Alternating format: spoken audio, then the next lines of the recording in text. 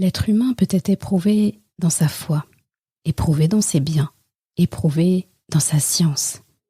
Il y a un domaine dans lequel il est aussi très éprouvé, depuis la nuit des temps, le pouvoir. Voyons aujourd'hui ce que Surat Al-Kahf a à nous confier comme trésor au sujet du pouvoir.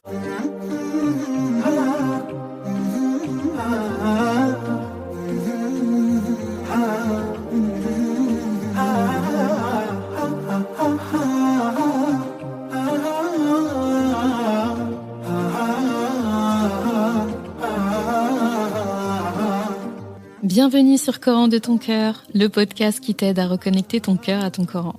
Je suis Zeynep et je suis passionnée par les deux médecines indispensables à toute vie sur Terre, celle de l'âme et celle du corps.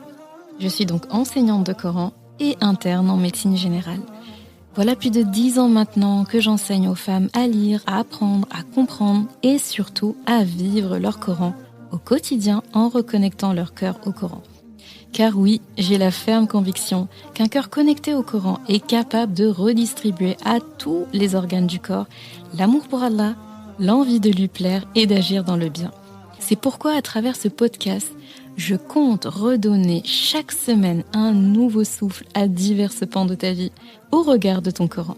Prends ce temps pour toi et belle écoute. Bismillahirrahmanirrahim. ويسألونك عن ذي القرنين قل سأتلو عليكم منه ذكرا إنا مكنا له في الأرض وآتيناه من كل شيء سببا فأتبع سببا حتى إذا بلغ مغرب الشمس وجدها تغرب في عين حمئة ووجد عندها قوما قلنا يا ذا القرنين إما أن تعذب وإما أن تتخذ فيهم حسنا قال أما من ظلم فسوف نعذبه ثم يرد إلى ربه فيعذبه عذابا نكرا وأما من آمن وعمل صالحا فله جزاء الحسنى وسنقول له من أمرنا يسرا ثم أتبع سببا. Et il t'interroge sur Dhul Qarnayn. Dis, je vais vous en citer quelques faits mémorables. Vraiment, nous avons affermi sa puissance sur terre et nous lui avons donné un sabab à toute chose. Il suivit donc un sabab. Et quand il eut atteint le couchant, il trouva que le soleil se couchait dans une source boueuse. Et auprès d'elle, il trouva une peuplade. Nous dîmes alors, ô Dhul Qarnayn, ou tu les châties, ou tu uses de bienveillance à leur égard. Il dit, quant à celui qui est injuste, nous le châtierons.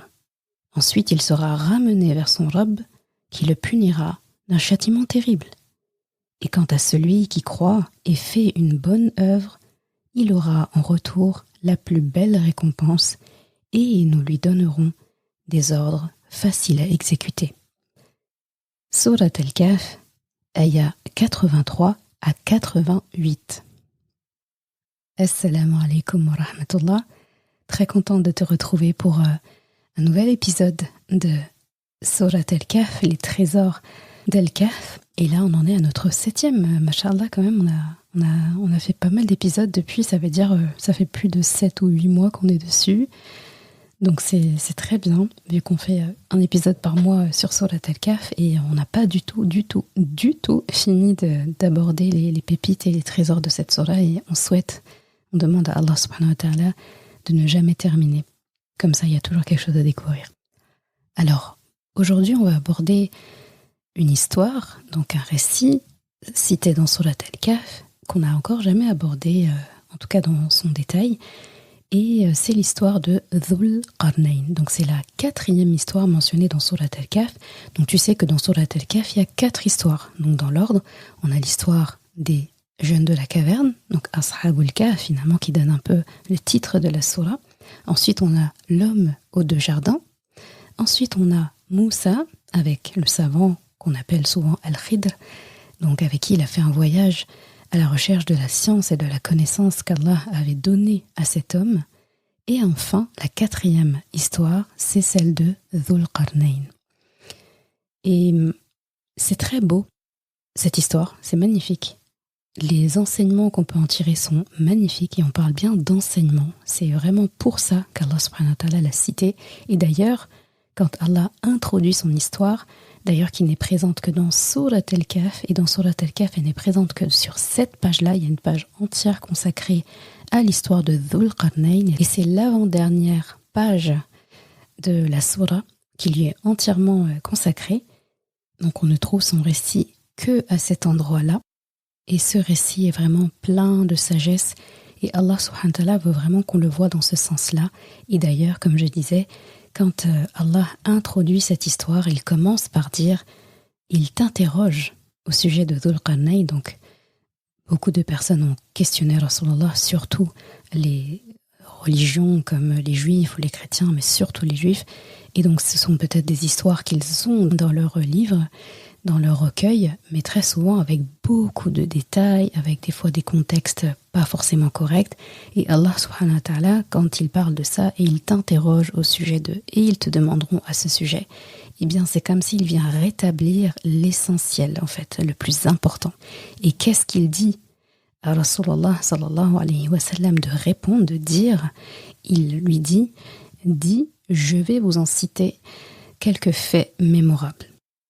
Donc, sa'atlu alaykum minhu dhikra. Donc, dhikra, il y a le rappel dedans, il y a les faits, vraiment quelque chose d'utile, quelque chose qui a une utilité, un souvenir utile. Donc là, juste avec cette ayah, j'ai pas besoin de dire ce que j'ai l'habitude de dire, que nous n'allons pas nous attarder sur les détails comme qui était Dhul Qarnayn, dans le sens à quelle époque il a vécu, combien d'enfants il a eu, combien de terres il a conquis. Voilà, tout ça, ça nous intéresse pas. Ça nous intéresse pas parce qu'Allah subhanahu wa ta'ala ne voulait pas qu'on s'y intéresse. Rasulullah n'en a pas non plus parlé. Donc il faut vraiment partir du fait que quand Allah n'a pas mentionné une information, Rasulullah n'a pas mentionné l'information. Et souvent, les compagnons et ceux qui suivent n'ont pas forcément mentionné cette information. Ça ne veut pas dire que c'est une erreur ou un péché de s'y intéresser. Mais ça veut dire que ce n'est pas utile à la leçon qu'on doit retenir. Ce n'est pas utile pour notre avancement. C'est très très important de ne pas en fait se s'alourdir le chemin vers le paradis avec des pierres dans nos sacs qui vont nous servir à rien. Ce ne sont pas des provisions, ce ne sont pas des choses qu'on peut manger, ce ne sont pas des choses sur lesquelles on peut se reposer, ça nous alourdit.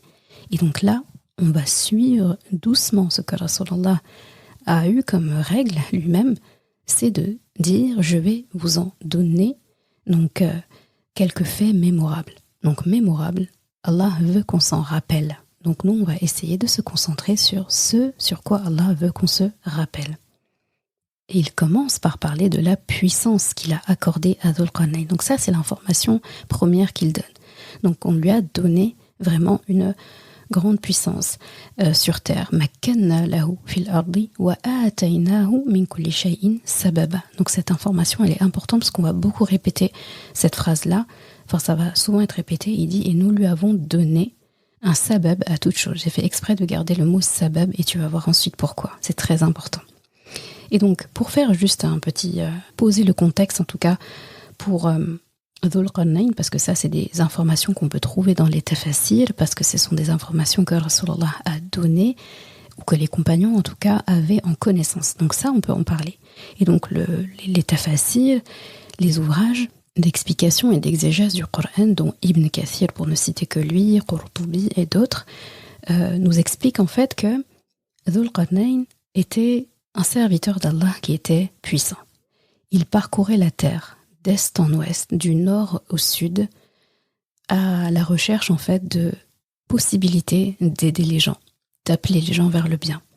Donc il avait l'habitude de conseiller son peuple, de conseiller les gens qu'il côtoyait, de toujours suivre la voie d'Allah subhanahu wa ta'ala. Donc déjà son moteur, c'était ça. C'était son seul objectif finalement, c'était de guider les gens vers Allah subhanahu wa ta'ala. Il était polyglotte aussi, il avait vraiment cette capacité de parler plusieurs langues. C'est quelqu'un aussi qui avait beaucoup de richesses, donc ça va avec le pouvoir. Forcément, il était gouverneur dans son pays, il avait beaucoup de richesses, il avait plusieurs armées avec lui, donc quand il partait en expédition, parce qu'il parcourait la terre, il restait pas en place, il partait en expédition et dans son groupe, tous ceux qui le suivaient, il y avait des soldats, il y avait des gens qui maîtrisaient énormément d'autres compétences, il était en tout cas bien accompagné.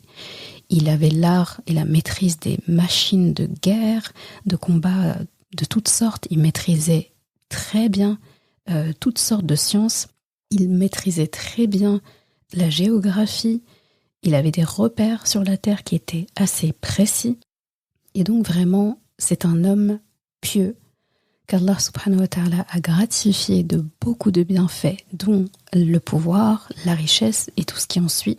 Et donc du coup, il dominait l'Occident, l'Orient, et chaque fois qu'il passait par des terres dans lesquelles il avait apporté son aide, apporté ses enseignements, les rois, les empereurs, etc., finalement se soumettaient à son pouvoir. Et on va voir que c'est d'une manière très positive, masha'Allah. Et donc, toutes les nations, qu'elles soient musulmanes ou pas, et ça c'est une information très importante aussi, finalement, se mettaient à son service, de bon cœur. Donc voilà, en tout cas, sur les faits historiques et le contexte historique, les informations qui nous suffiront, en tout cas, pour comprendre et savoir, en fait, de qui on parle, d'accord ? Parce que le Coran nous en parle, très souvent, Allah fait ça, en donnant des informations, il va pas faire comme dans un livre d'histoire, un tel, il est né en telle date, dans telle région, etc. Très souvent, on va avoir l'histoire, on va avoir l'action de cette personne, et c'est ça, en fait, qui va nous amener, et ça, on le trouve souvent dans les récits de Rasulullah, dans les dires de Rasulullah, c'est là qu'on va plus savoir qui était cette personne, d'accord ?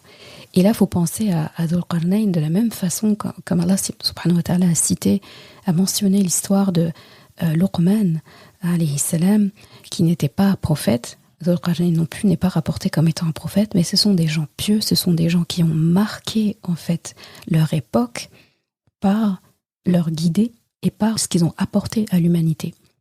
Donc Luqman, alayhi salam, on l'a vu dans un épisode, Allah a ciblé son côté paternel en fait. Il a ciblé sa paternité et sa grande compétence dans sa paternité. Il a capturé là vraiment un temps de qualité qu'il passait avec son fils, une histoire qu'on n'aurait jamais pu connaître si Allah ne l'avait pas cité ici. On ne sait pas à quelle époque il a vécu, on ne sait pas d'où il était, quelle origine, enfin, on ne sait pas.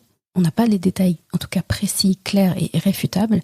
Et pourtant, Allah a consigné ici son histoire et lui a consacré le titre d'une surah. Et son histoire n'est mentionnée qu'à cet endroit-là. C'est pareil pour Dhul Qarnayn, son histoire n'est mentionnée qu'à cet endroit-là. Il a marqué son époque. C'était un homme pieux qui a vraiment laissé son empreinte. Et il a visiblement beaucoup de choses à nous apporter sur ce point-là. Et Allah a choisi de mettre le focus sur le pouvoir qu'il avait, sur le pouvoir qu'Allah subhanahu wa ta'ala lui a donné et ce qu'il en a fait. Il aurait pu mettre le focus sur ses conquêtes de guerre, il aurait pu mettre le focus sur les terres, sur où est-ce qu'il a vécu, il aurait pu mettre le focus sur autre chose, mais il a mis le focus sur sa manière d'exercer son pouvoir là où il allait. Et c'est un pan aujourd'hui, je pense, qui est très important. On est dans une époque, et de toute façon, depuis la nuit des temps, le pouvoir a toujours eu une place importante. Dès lors qu'il y a des êtres humains, plusieurs êtres humains, il y a un pouvoir qui s'installe. Et aujourd'hui, le pouvoir, on sait que c'est une fitna, on sait que c'est une épreuve, et on sait que tout le monde n'est pas bon pour diriger. Et malheureusement, c'est les moins bons des fois, et ceux qui savent pertinemment qu'ils ne sont pas compétents, qui se mettent au pouvoir, qui ont le pouvoir, les gens se battent pour le pouvoir, ils s'entretuent pour le pouvoir, ils tuent des gens pour le pouvoir, ils sont sans scrupules pour le pouvoir. Et là, on a un bon contre-exemple de ce que quelqu'un qui a du pouvoir, qui a conscience en fait de pourquoi le pouvoir lui a été donné, comment est-ce qu'il l'emploie. Donc, aujourd'hui, pour cette édition, en tout cas des trésors de Surat Al-Kahf, on va se se concentrer sur les belles leçons qu'Allah subhanahu wa ta'ala nous offre à travers le récit de son serviteur Dhul Qarnayn. Et on peut l'appeler Dhul Qarnayn du coup parce que Allah subhanahu wa ta'ala l'a nommé ainsi. Et d'ailleurs, je trouve ça très beau que cette histoire soit en dernière position, que ce soit la 4e histoire, parce qu'elle fait un très beau miroir, et ça on pourra le voir dans d'autres épisodes, elle fait un très bon miroir avec le récit, le premier récit, donc les jeunes de la caverne. Donc c'est une sourate vraiment où il y a énormément de... C'est un spectacle de symétrie, de miroir, de cohésion. Franchement, on prend juste la sourate sans rentrer dans les enseignements en profondeur. On a l'impression d'assister à un exercice, à une leçon de mathématiques. Franchement, c'est beau. On a l'impression de rentrer dans... On a de la géométrie, on a de la géographie, on a des mathématiques, on a de la syntaxe, on a tout en fait dans cette sourate. Subhanallah, c'est pas pour rien qu'il faut la lire tous les vendredis. Et j'espère que même que de vendredi en vendredi, en tout cas où on les abordera, et même toi de ton côté, eh bien, on aura à chaque fois une brique de plus pour saisir l'importance d'avoir cette sourate dans notre vie, dans notre quotidien, chaque semaine. Ce n'est pas pour rien. En fait, c'est une dose qu'Allah subhanahu wa ta'ala nous donne pour nous prémunir contre les grandes épreuves de ce monde. Et prends juste les 4 récits et tu as les 4 grandes épreuves qui font que quelqu'un peut être sur la bonne route ou quelqu'un peut être sur une route, une pente savonneuse. Et pour faire le parallèle avec l'histoire des jeunes de la caverne, eh bien eux, ils ont un point commun avec Dhul Qarnayn, c'est que c'était des gens qui avaient une position importante dans la société. Ce sont des gens qui avaient une certaine richesse, une certaine notoriété. Et là où ils vont s'opposer, où il va y avoir un effet miroir, c'est que eux finalement ont fui le luxe pour sauver leur religion. Donc il y a un épisode où je parlais de ça. C'est que parfois, j'en parlais pendant les séries de Ramadan naissance, parfois en fait, fuir est la seule solution. Et il ne faut pas s'entêter, il ne faut pas être complexé, avoir honte de reculer pour mieux sauter, de rétrograder un petit peu pour protéger sa religion. Si je sais que ma religion, ma foi vont être entachées, ça ne sert à rien en fait de s'entêter. Parfois, il faut reculer pour protéger ce que j'ai de plus précieux et pour pouvoir mieux sauter. Et eux, clairement, les jeunes de la caverne, Allah leur a demandé de fuir. Allah les a guidés et leur a insufflé d'aller vers la caverne. Donc de quitter leur vie luxueuse, de quitter ce qu'ils avaient de beau, de luxueux, de riche, la notoriété, etc., les titres, la religion de leurs ancêtres et du pays, pour aller vers la caverne. Et on ne peut pas dire que là-bas, ils ont fait da'wa, ils ont appelé les gens à l'islam et tout. On pourrait se dire, mais ils ont fui, mais leur fuite a servi. Dans un premier temps, on a l'impression que la fuite n'a pas servi aux gens. Et que c'était quelque part un peu égoïste ou vraiment sauver leur peau. Alors qu'on se rend compte que l'effet a été démultiplié fois je ne sais combien après eux en fait. Le simple fait qu'ils aient fui, qu'ils aient dormi pendant 300 ans, est un exemple pour les peuples après eux, donc pour le peuple pendant lequel ils se sont réveillés, donc 300 ans plus tard, et de génération en génération jusqu'aujourd'hui, regarde comment leur histoire a un impact sur nous au point qu'on le lise régulièrement dans Surat Al-Kahf. Donc du coup, leur fuite a été source d'inspiration et a été impactant pour les gens. Dhul Qarnayn, lui, c'est l'inverse. En fait, lui, il allait vers les gens. Donc lui, il n'a pas fui, c'est lui qui va trouver les peuples là où ils sont et il use de son pouvoir, il use du luxe qu'il a, il use de ses connaissances, il use de sa notoriété, de son pouvoir tout simplement pour le bien. Donc lui aussi, il a impacté en se déplaçant vers les gens. Les gens de la caverne ont impacté en fuyant les gens qui cherchaient à les persécuter. Parce que rester n'aurait servi à rien, si ce n'est qu'ils vont être exécutés, ils vont être oubliés, et ça n'aura pas eu d'impact. On va juste se dire, il y a ces fous-là, c'est dommage, ils avaient une bonne famille, etc. On peut même les tuer et les enterrer quelque part où les gens pourront même pas aller faire un pèlerinage là-bas. À ce moment-là, il n'y avait pas beaucoup de croyants, donc ça n'aurait pas eu vraiment d'impact. Et du coup, ça aurait même peut-être dissuadé les gens de rentrer dans cette religion parce qu'ils vont se dire, regardez comment ils ont fini alors que c'était des jeunes de familles très aisées, qui avaient du pouvoir, etc. On va se faire tout petit. Donc ça aurait été pire en fait s'ils étaient restés. Donc la fuite a fait d'eux des héros. Dhul Qarnayn, il a été un héros parce qu'il est allé, lui, avec ce qu'il avait.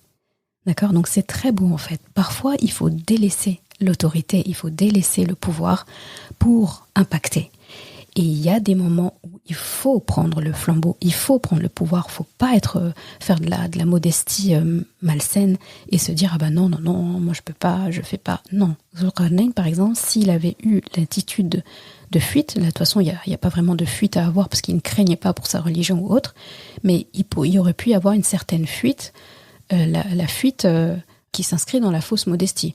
Ah mais non, qui suis-je en fait pour aller enseigner à d'autres peuples comment ils doivent suivre leur religion? Moi je suis qu'un serviteur d'Allah. Justement, tu es un serviteur d'Allah, donc tu es déjà beaucoup. Donc je suis qu'un serviteur d'Allah, je reste à ma place, voilà, je ne me mêle pas. Après les gens ils vont dire que je suis arrogant et tout, mon intention risque d'être entachée parce que, voilà. Et ben là, du coup, là il aurait fauté. Donc c'est très très très très important cette information que là où Allah te positionne, là où Allah t'a positionné, eh bien tiens-toi droit là-dessus. Là c'est ma prof de Coran qui me l'a dit ce week-end, j'ai beaucoup aimé. Elle dit là où Allah en fait positionné t'a permis de te mettre debout, eh bien reste fermement debout là-bas. Lève-toi et reste fermement debout. Eh bien c'est ce que Dhul Qarnayn a fait. Allah lui a donné le pouvoir, lui a un pouvoir où il n'a à craindre de rien, ni de sa religion, il a rien à craindre en fait, rien à craindre des gens. Les gens finalement le respectent, les gens l'écoutent. Il a le charisme, il a la richesse qui va avec, il a les connaissances, il a les gens en fait. C'est un leader. Il lead par les cœurs. C'est quelqu'un qui touche les cœurs. C'est pour ça qu'il n'a pas besoin en fait d'assujettir les gens. Il n'a pas besoin de les terroriser. Il n'a pas besoin de. Non, c'est automatique en fait. Les gens le suivent par le cœur. Les gens deviennent ses sujets par le cœur. Et Dhul Qarnayn a usé de ce qu'Allah lui a donné. Il a usé des sabab.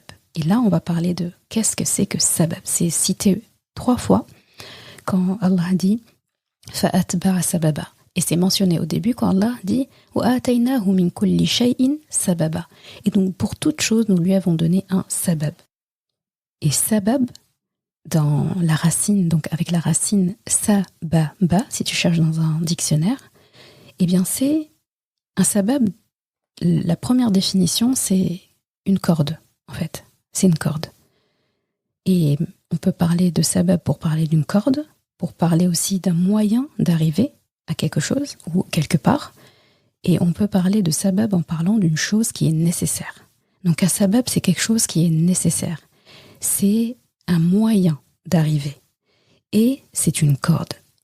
Pourquoi ? Parce qu'une corde, si on parle d'une corde, c'est parce qu'elle est tenue par les 2 bouts. Donc, quand on prend une corde et qu'on se hisse dessus, c'est parce qu'on veut partir d'un point vers un autre. Si la corde, en fait, n'est pas attachée, le bout de la corde n'est pas attaché, ça ne nous sert plus à rien, ce n'est même plus une corde, en fait. C'est comme si tu tiens le bout d'une corde et l'autre bout, elle est par terre et traîne. Bah, tu vas aller nulle part. Mais une corde, par définition, elle est tendue, elle est bien tendue quelque part. Soit elle fait un tour, comme le tour d'un cou, le tour de quelque chose, mais même là, elle est accrochée à quelque chose. Quand on parle d'une corde, on parle d'un moyen d'aller d'un point A à un point B. Eh bien, c'est pour ça aussi qu'on parle quand on parle de sabab, on parle de un moyen d'arriver à quelque chose ou quelque part. Et c'est une chose qui est nécessaire. Cette corde-là, elle est nécessaire. Quand tu saisis une corde, c'est que tu as besoin en fait d'aller à cet endroit. Donc la corde, par essence, devient nécessaire. Donc tu vois, c'est très subtil. Donc quand Allah dit « nous lui avons donné un sabab dans toute chose », c'est-à-dire que dans plusieurs domaines de la vie, dans plusieurs compétences, nous lui avons donné une corde, nous lui avons donné un moyen d'arriver, nous lui avons donné quelque chose de nécessaire. Donc si on pouvait parler de sabab, on pourrait en parler comme de ressources. Donc quand Allah parle de sabab, il en parle comme d'utiliser un moyen et de l'utiliser en tant que ressource. Et là où on comprend ce qu'Allah subhanahu wa ta'ala veut vraiment que la personne fasse de la ressource, on le voit dans le verbe qu'il emploie. Quand il dit « fa'atba'a sababa » dans la version Hafs, et si tu lis en Warsh ou en Qaloun, eh bien tu verras que c'est écrit « fattaba'a sababa ». Donc c'est traduit par « il suivit donc une voie ». Donc là, nous, on voit que déjà, la voie là, qui est traduite par sabab, c'est une définition vraie, mais c'est pas assez précis. Quand on parle de voie, d'accord, la voie, c'est vrai que ça a un début, une fin, mais c'est pas aussi précis que ce qu'on vient d'expliquer. Donc c'est très important que tu aies en tête que veut dire sabab. Pense à la corde et tout de suite, ça va te revenir en tête. Et donc le fait de dire fattaba'a ou bien fa'atba'a, donc quand on parle de atba'a, ça veut dire faire suivre une chose par une autre. Ça veut dire aussi ajouter. Et quand on dit fattaba'a, c'est le fait de suivre aussi, c'est le fait d'insister, de se conformer, de respecter. Donc si on voulait vraiment une définition, une compréhension claire de fa'atba'a sababa ou bien fattaba'a sababa, eh bien on pourrait dire il a fait suivre une ressource. D'accord ? Il a fait suivre un moyen d'arriver par une autre. D'accord ? Donc, fattaba'a, c'est vraiment le fait de faire suivre une chose par une autre. C'est pas seulement suivre comme ça. D'accord ? C'est-à-dire que, si tu veux comprendre, Allah lui a donné des ressources. Donc, des sabab dans toute chose. Donc, dans toute chose, il lui a donné un moyen. Vraiment, Allah lui a donné plein de ressources. On pourra parler de sabab. Pour faire court, je vais dire ressources. D'accord ? Et en fait, la manière dont il va utiliser ces ressources, Allah a dit donc fattaba'a sababa. Donc, il a fait suivre les ressources que je lui ai données par d'autres ressources. En d'autres termes, Dhul Qarnayn avait cette capacité d'utiliser les sabab qu'Allah lui a donnés, donc les ressources, les moyens, la corde qu'Allah lui a donnée, donc les cordes qu'Allah lui a données, pour créer d'autres sabab à partir de ça. Et donc, à partir de ces sababs-là aussi, il pouvait encore créer d'autres choses. Donc, il y a la notion de quelque chose qui est dans la perpétualité. Toujours, toujours, toujours encore. Et ça, déjà, on va le voir, hein, c'est une très grande leçon pour nous. Il nous apprend ici que la finalité, le succès qu'on recherche souvent, n'est pas la finalité. Quand la personne, les gens sont drogués par le succès, par la réussite. Mais une fois que c'est atteint, ça fait comme un peu un sommet et après ils savent plus quoi faire. C'est comme un peu les gens qui disent je vais te donner une méthode, etc. pour atteindre le million. Et une fois que j'ai atteint le million, moi je peux le refaire 2 fois, 3 fois, au point où ils arrivent une fois à se dire demain si je perdais tout, je pourrais refaire tranquillement le million. Je n'ai même plus peur de perdre l'argent parce que j'ai les méthodes et je sais très bien comment. Donc en gros, j'ai les sabab, j'ai les asbab pour le pluriel, sabab singulier, asbab pluriel. J'ai les asbab pour refaire le million. Sauf que là, une fois que tu as fait le million, d'accord, tu refais encore le million, ok. C'était quoi l'objectif ? C'était de faire 1 million ? Ou est-ce que c'était que, c'est là qu'on voit la différence, ceux qui agissent où leur objectif c'est juste d'atteindre le million et après le million il se crée du 10 millions et après du 100 millions et après je sais pas quoi, eh bien il y a cette façon de faire et il y a la façon Dhul Qarnayn. Voilà, le Dhul Qarnayn style, lui c'est pas le million son objectif.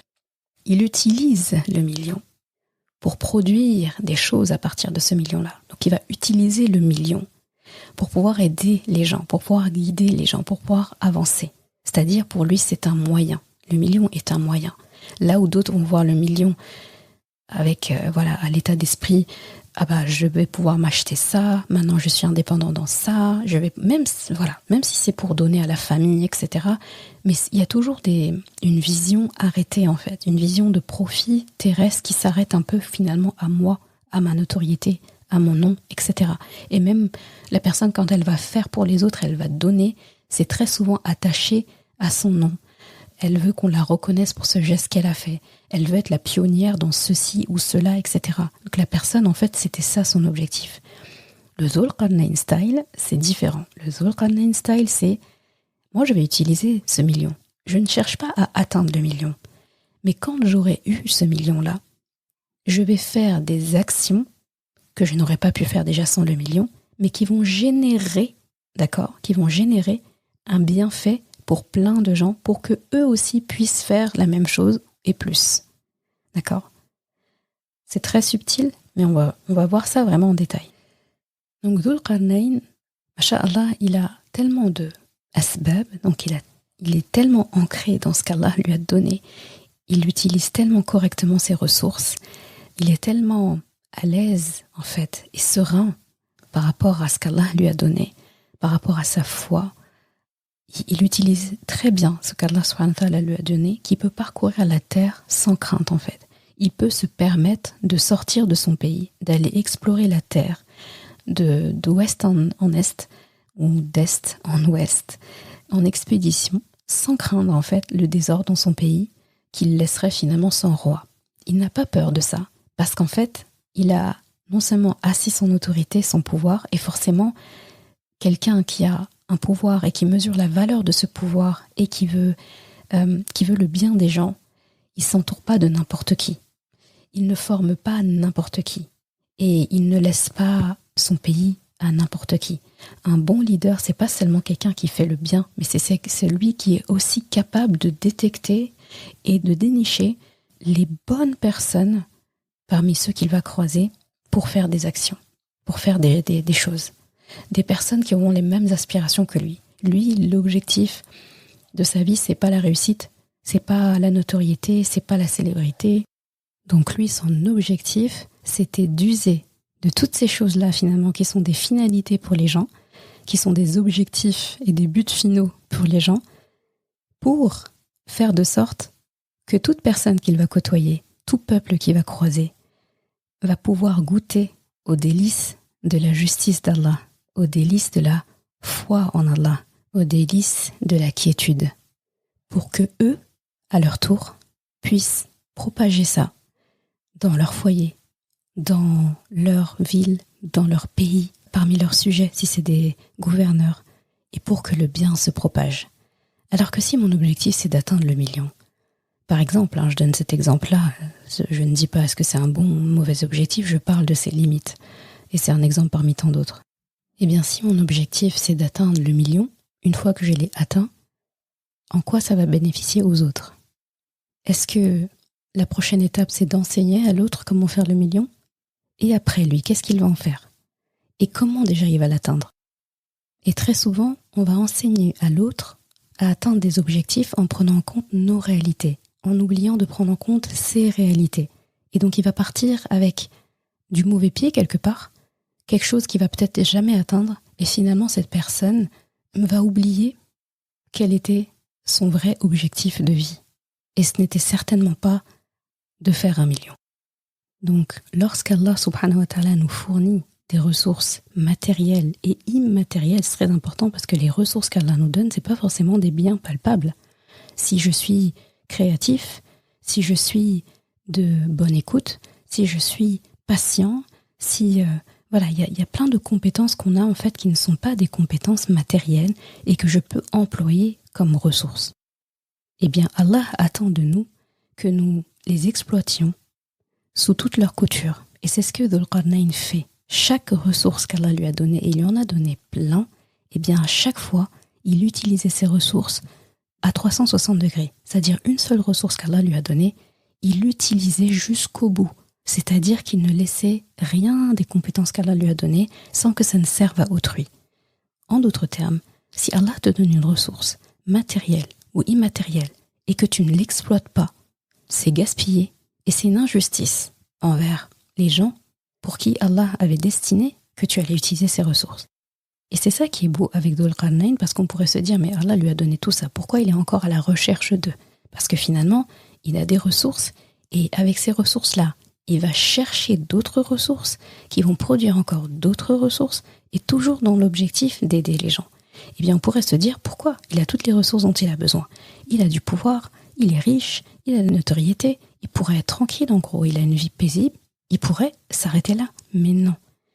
il a toutes les ressources dont il a besoin, mais il cherche encore d'autres asbab, d'autres ressources, parce qu'il pense toujours plus grand. Et il veut toujours produire plus grand, il veut toujours faire croître les choses plus encore, parce qu'il a une vision long terme, une vision lointaine. Aussi loin, en fait, finalement, que le fait de parcourir la Terre dans son ensemble. Avec lui, on apprend qu'il ne faut jamais s'arrêter, qu'il faut toujours faire. Et je pense que l'entrepreneuriat, par exemple, a emprunté ce principe de toujours être dans la quête, de toujours utiliser ses ressources. Vraiment, quand tu regardes la définition de l'entrepreneuriat, eh ben, c'est très empreint de ça, justement. Et dans le Coran, tu trouveras plusieurs personnes qui ont eu le même mode opératoire que Dhul Qarnayn. Et là, je pense au prophète Sulayman, le roi Sulayman, et son père, Daoud, qui agit pareil. C'était des gens qui avaient la royauté, qui avaient des richesses, qui avaient de l'autorité, qui avaient de la science. Et ils étaient aussi prophètes. Et on ne peut pas aussi ne pas citer Youssouf alayhi salam, qui s'est érigé aussi par sa connaissance, par sa patience, par sa sagesse. Il s'est positionné en autorité, il a gouverné le pays, il avait entre les mains les richesses du pays. Et ce qui est beau à chaque fois, c'est que pour toutes ces personnes-là, ça ne bénéficiait pas qu'aux gens qui partageaient leur foi ou qui partageaient leur culture. C'était bénéfique à tous les gens qui les côtoyaient. L'Égypte, à l'époque, au temps de Youssouf alayhi salam, n'était pas musulmane. Ils étaient idolâtres. Ils sont devenus musulmans après. D'accord ? Donc, Youssouf alayhi salam, il n'a pas fait ce que peut-être aujourd'hui certains auraient fait.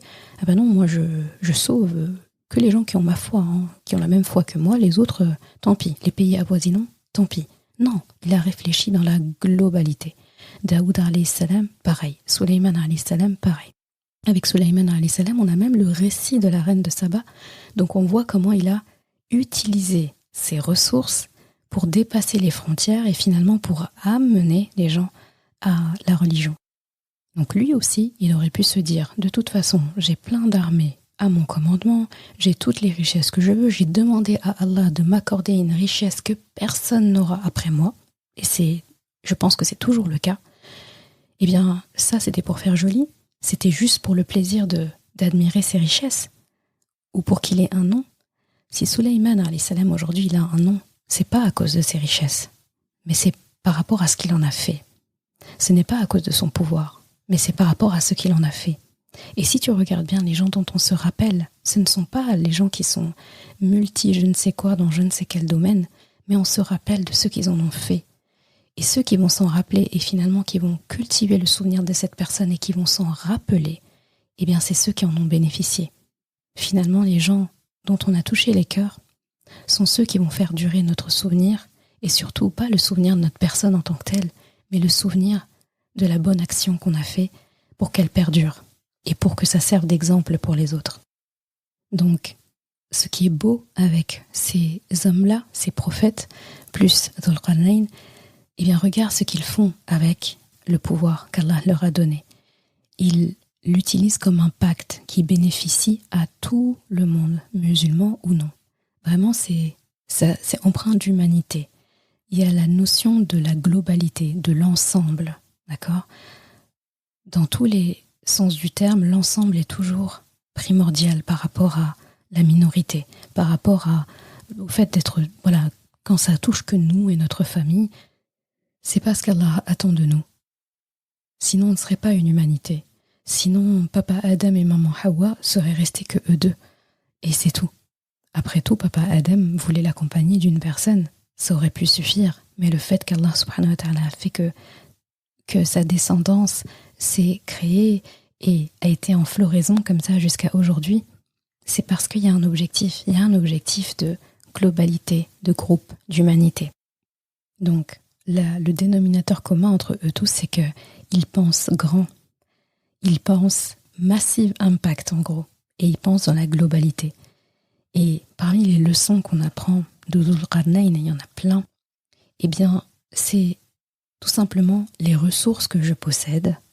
La question que je dois me poser, c'est comment est-ce que je peux les utiliser de façon à ce que leur impact soit global, à ce que ce soit utile, à ce que ça motive les autres. Comment je peux faire de sorte que ça mène d'autres personnes à la réussite? Parce que quelque chose qui bénéficie aux autres, c'est quelque chose qui mène les autres à la réussite, qui crée, donc comme créer des emplois par exemple, c'est des choses qui génèrent des vocations. En tout cas, il y a une notion de bénéfice, toujours et toujours. Même si moi je n'étais plus là, ça continue de fructuer. Et le contre-exemple, c'est quand une chose ne te bénéficie qu'à toi. Tu as appris quelque chose et tu ne l'enseignes pas. Tu as une science dans un domaine précis et tu ne l'enseignes pas. Tu quittes ce monde, ça s'arrête là. Ça n'a aucun sens. Il faut toujours se dire que quand une étape est atteinte, eh bien, je dois me préparer et viser une étape suivante, plus grande que les autres. Il faut toujours penser à l'impact global, encore une fois. Et si on regarde bien, aujourd'hui, c'est la même façon qu'ont de penser les dirigeants et les gouverneurs, en général dans le mauvais sens du terme. Eh bien, eux, ils vont réfléchir en termes de ressources naturelles, par exemple. Là, c'est un exemple parmi tant de choses qu'ils font. Et quand ils pensent aux ressources naturelles à exploiter, c'est pas forcément dans le bien des populations, ni dans le bien des populations, leur propre population, et encore moins dans le bien des populations dont ils exploitent les ressources naturelles qu'ils n'ont pas. Combien de fois on a vu ces mouvements-là comme ça de l'Occident, par exemple, voilà, des pays qui vont vers ce qu'ils appelaient avant les pays le nouveau monde, d'accord, le tiers-monde, où ils vont aller piller et pomper comme pas possible les ressources. Et en fait, déjà, ça nuit au pays où ils ont puisé, et ça nuit aussi au pays qui a pillé, d'accord, parce que après, ça reste en interne et ça ne bénéficie pas, en fait, ni dans le développement spirituel, personnel du peuple, ni dans l'intérêt du peuple qui a été pillé. Et ça, je pense que tu sais très très bien de quoi je parle. Il n'y a eu que ça depuis la nuit des temps. Et donc, pour en revenir à Dhul Qarnayn, lui, il fait plein d'expéditions, d'accord ? Et à chaque fois, il va trouver des peuples isolés. Là, par exemple, dans le cas de sa première halte qui est mentionnée là, il y en a eu plein, mais Allah en a mentionné 3. Et la première halte, par exemple, pour ne citer que celle-là, eh bien, il va trouver un peuple isolé qui n'a pas de ressources, d'accord ? Et habituellement, pas de ressources, et genre, en gros, ils sont... quand je dis pas de ressources, ça veut dire qu'ils sont... ce ne sont pas des puissants, ce ne sont pas des gens qui se manifestent, ce sont des gens discrets, qui ont leur propre code, leur propre culture, et voilà, qui ne sont pas forcément dans la civilisation, etc. Et donc, habituellement, dans l'histoire, on a l'habitude de voir 2 scénarios.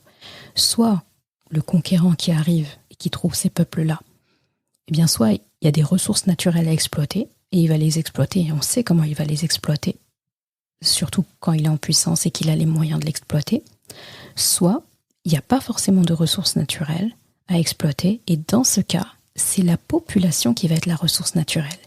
Enfin, ces peuples-là, ces puissances-là vont voir ces peuples comme des gens qu'on peut asservir, comme des esclaves, etc.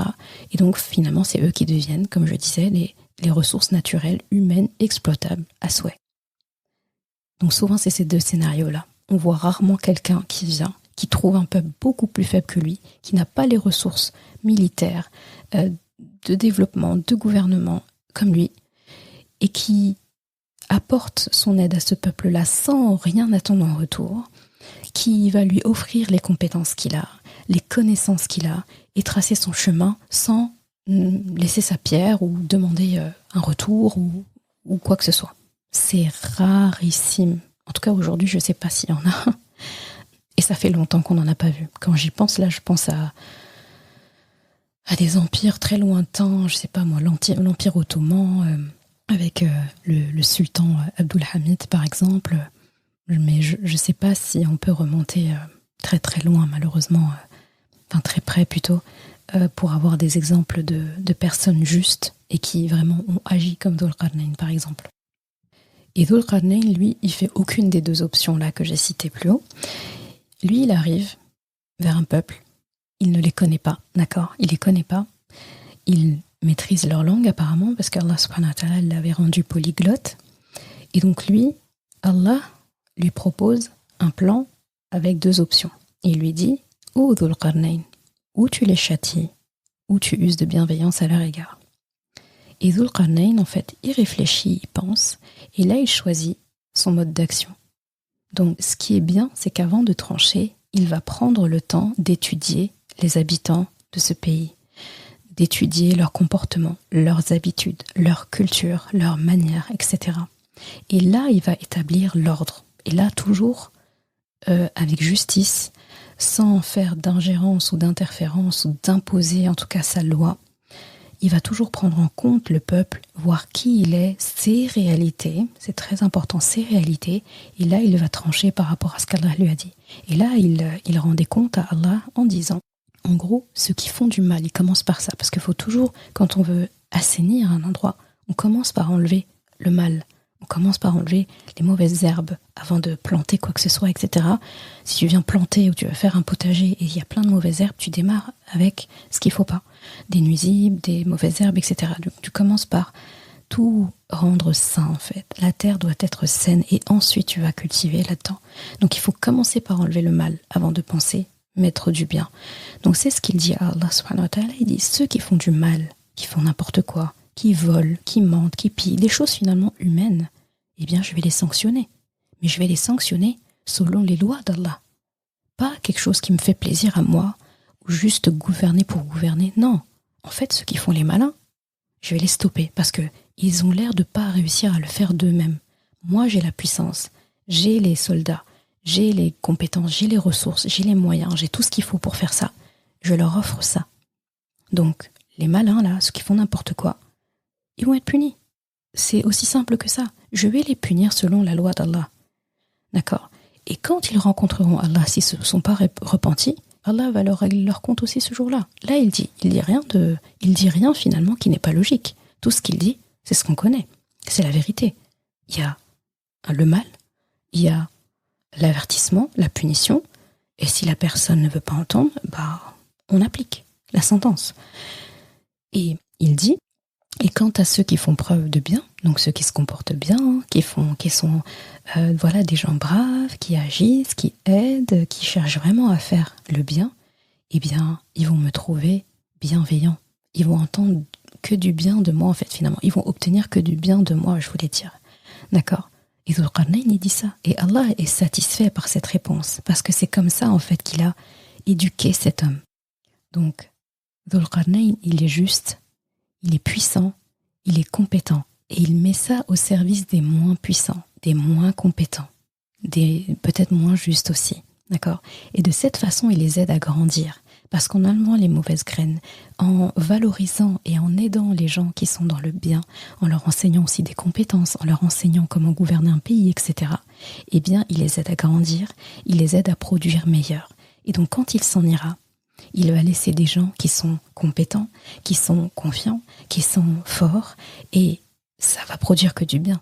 Et eux-mêmes, en fait, vont pouvoir faire fructifier ça et pourquoi pas l'enseigner encore à d'autres peuples voisinants, etc. En tout cas, c'est du bien qui va en sortir. Et Dhul Qarnayn continue sa route. Et là, si on regarde bien, il ne sème pas le désordre. Après son passage, en fait, c'est la croissance qui prend place. Il a le pouvoir, la compétence, il a tout ce qu'il veut, en fait. Il a tout pour assujettir le peuple. Il pourrait les annexer. Il pourrait dire à partir de maintenant, c'est moi votre gouverneur. À partir de maintenant, vous allez me verser des taxes. À partir de maintenant, toutes vos ressources, je vais les prendre. Ah, après tout, je vous ai donné ça, je vous ai aidé, j'ai fait ci, j'ai fait ça. Il y a tel peuple qui voulait vous attaquer, et je vous ai fourni mon armée. Voilà. Maintenant, avant de partir, je vais laisser mon armée ici. Je laisse mon armée derrière moi, et vous allez me payer des taxes. Il y a beaucoup de gouverneurs qui ont fait ça par le passé, mais injustement, en fait. Vraiment injustement. Il ne faut pas confondre avec, par exemple, les conquérants dans le monde musulman qui ont conquis des pays, et effectivement, qui ont laissé des gens de chez eux là-bas.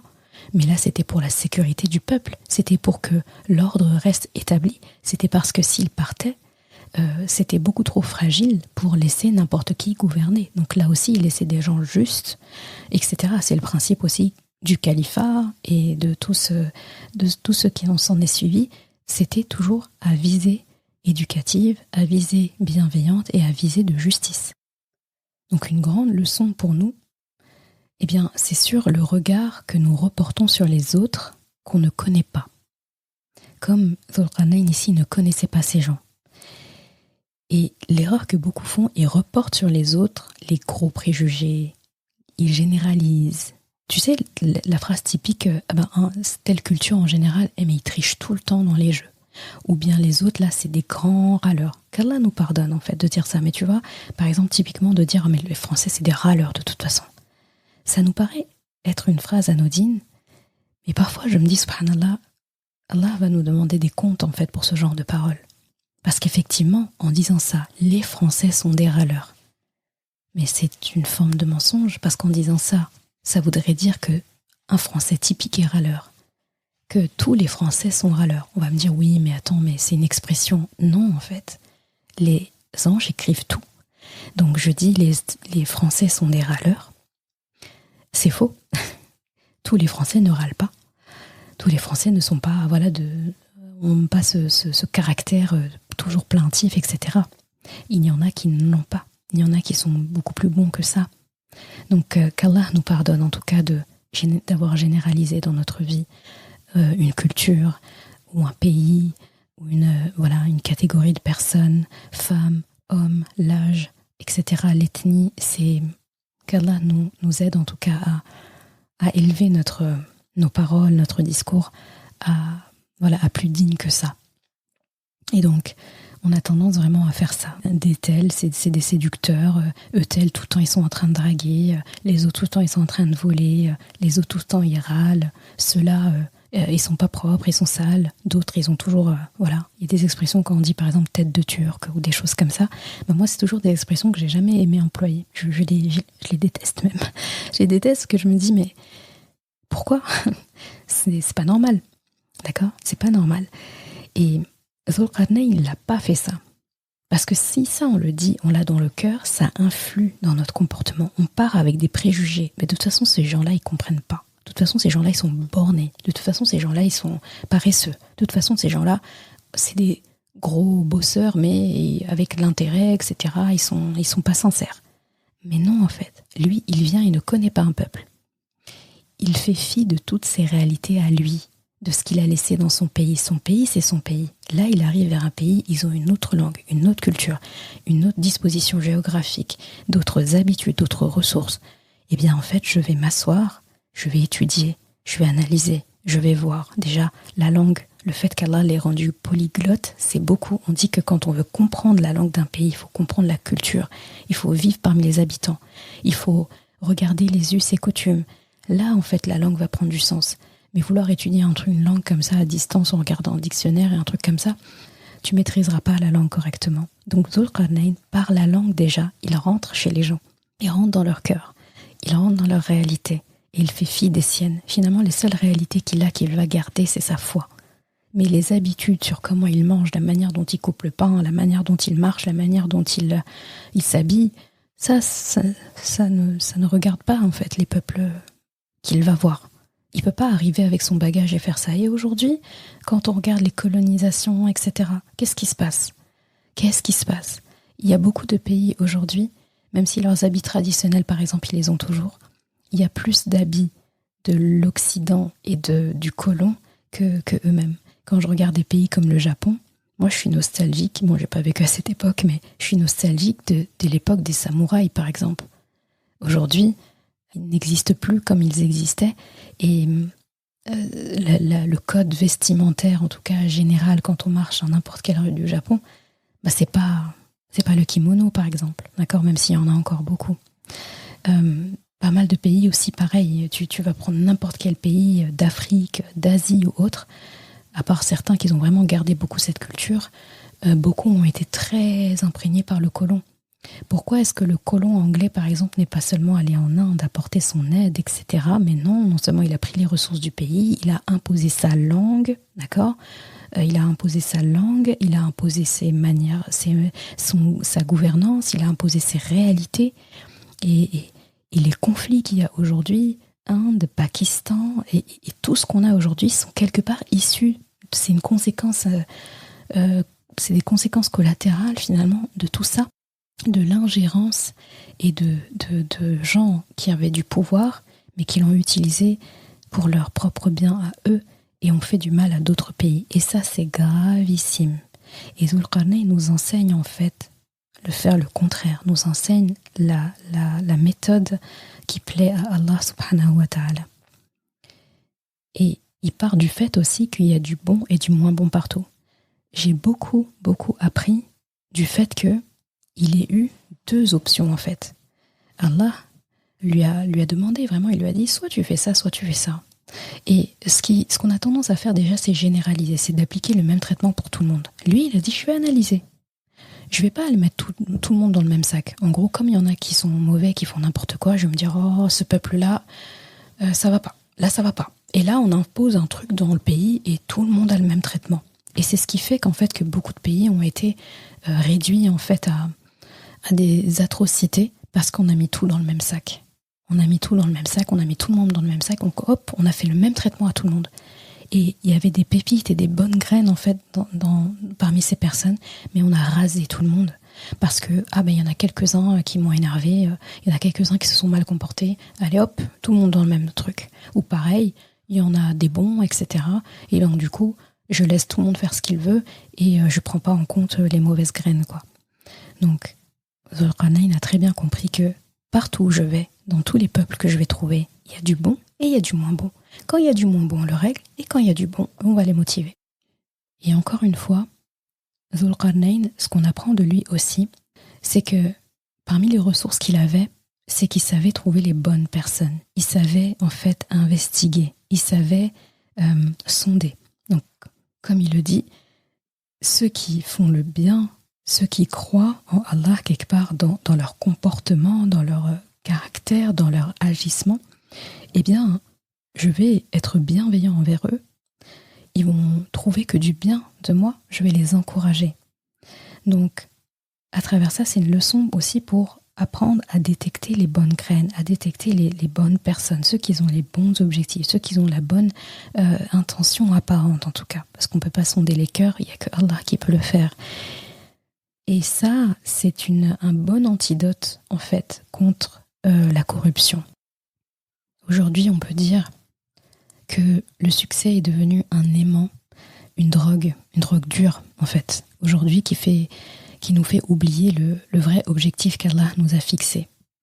Et très souvent, quand quelque chose marche bien, il y a du succès, et bien là, soudain, tout le monde a envie d'y participer. Tout le monde a envie d'y aller. Tout le monde veut sa part à l'édifice. Et là, on se rend compte que la personne, en tout cas, qui a atteint ce succès-là, elle avait sûrement une bonne intention. Mais les gens qui vont venir se grappiller là et venir vouloir participer, vouloir aider, vouloir eux aussi mettre leur pierre, eux aussi avoir un nom là-dedans, eux, en fait, n'ont pas le même objectif. Et là, on voit à quel point voir la réussite, le succès comme la finalité est moche finalement. C'est très important de réinvestir la réussite, de réinvestir le succès. J'ai réussi dans quelque chose, je le réinvestis, et ainsi de suite. Je ne m'arrête pas. Je ne me mets pas à célébrer une victoire et c'est bon, je m'arrête là. Non, je célèbre le réinvestissement de cette victoire. Et donc il fait plusieurs haltes à Dhul-Qarnayn. Et je vais parler de la dernière. On a parlé de la première halte, on va parler de la dernière halte. Et là, il arrive vers un peuple qui a du mal à se faire comprendre, qui ne comprend que très peu de langage, comme Allah le dit, qui peine à se faire comprendre. Et donc, Dhul-Qarnayn, sûrement, donc là, on ne sait pas, en tout cas, d'après les dires d'Allah subhanahu wa ta'ala, on ne sait pas s'il avait compris la langue ou s'il avait pris le temps de l'apprendre, mais ce qu'on comprend, en tout cas, c'est qu'il a fait un effort. Il a fait un effort pour se faire comprendre parce qu'ils ont quand même réussi à s'exprimer. Et là, ils disent que il y a le peuple, il y a Juj et Ma'juj, donc voilà, ce sont des êtres qui sèment la corruption sur terre et pour laquelle donc ils n'ont pas de protection, ils se font terroriser par eux. Et d'ailleurs, parmi les signes de la fin des temps, c'est l'invasion justement de ces êtres-là qui étaient jusqu'à présent bien canalisés par ce mur que Dhul-Qarnayn va construire. Et eux, ils demandent construis-nous, aide-nous contre Ya'juj et Ma'juj, ce peuple, d'accord, Gog et Magog, comme on dirait en français, aide-nous contre eux, aide-nous à construire un mur, en fait, pour que entre nous et entre eux, d'accord. Et là, Dhul-Qarnayn, il analyse en fait le fait que justement ce peuple ait du mal à se faire comprendre. Ça laisse penser que justement c'était un peuple qui était coupé de la civilisation. C'était un peuple qui était un peu coupé du monde international, quasiment pas éduqué. D'accord ? Donc, quand on dit qu'on ne comprend pas ce langage-là, ça veut dire qu'il n'y avait pas les codes, en fait, de certaines langues. Par exemple, que si tu sais parler le français, tu sais parler l'espagnol, si tu entends un peu le portugais ou tu entends l'italien, même si tu ne comprends pas l'italien et le portugais, bah, du fait que tu comprennes le français, l'anglais, l'espagnol, eh bien, tu ne vas pas être complètement à l'ouest quand tu entends de l'italien, parce que justement, il y a des codes qui se retrouvent, parce que tout ça, ce sont des langues latines.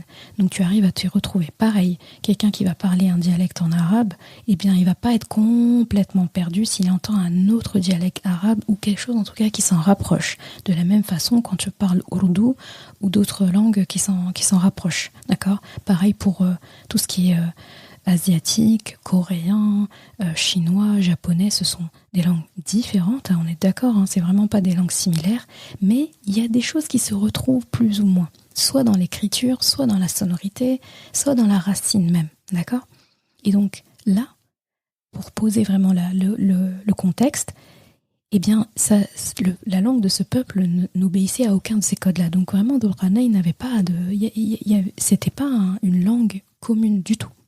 Donc il fallait faire l'effort de comprendre cette langue. Et en plus, le fait qu'une fois qu'il ait enfin compris leur demande, le contenu de la demande, c'est-à-dire ce peuple était tellement incivilisé, il était tellement primitif, que même les aptitudes élémentaires, comme construire un mur, eh bien, ils vont jusqu'à demander ça à un homme inconnu jusqu'à présent, dont ils ont sûrement vu après, au fur et à mesure, la bonté, la justice, au point qu'ils lui demandent ça. Enfin, faut se dire qu'il y a un temps qui se passe entre le temps où ils les rencontrent et le temps où ils soumettent leurs demandes. Eh bien, ils demandent de l'aide. Et là, l'attitude de Dhul-Qarnayn est capitale, est une grande leçon pour nous. Parce que là, Dhul-Qarnayn, il est humble. Il est humble, il ne les commande pas, il est à leur service, il prend en compte le fait que eux connaissent leur culture, ils connaissent leur réalité, ils connaissent leurs besoins, et ils n'attendent pas d'une grande puissance comme lui, comme ses semblables, eh bien qu'elle vienne lui dicter qu'est-ce qu'elle doit faire sur la base de ses réalités. Donc sur la base de la réalité des réalités de cette puissance. C'est-à-dire cette puissance, elle arrive avec ses réalités. Chez nous, on les fait comme ci, comme ça, etc. Voilà. Pour vraiment illustrer ça, c'est l'exemple de Dhul-Qarnayn. On lui demande de construire un mur. Donc qu'est-ce qu'ils disent ce peuple-là, pour être précis ? Ils disent « Oh Dhul-Qarnayn, les Ya'juj et les Ma'juj commettent le désordre sur terre.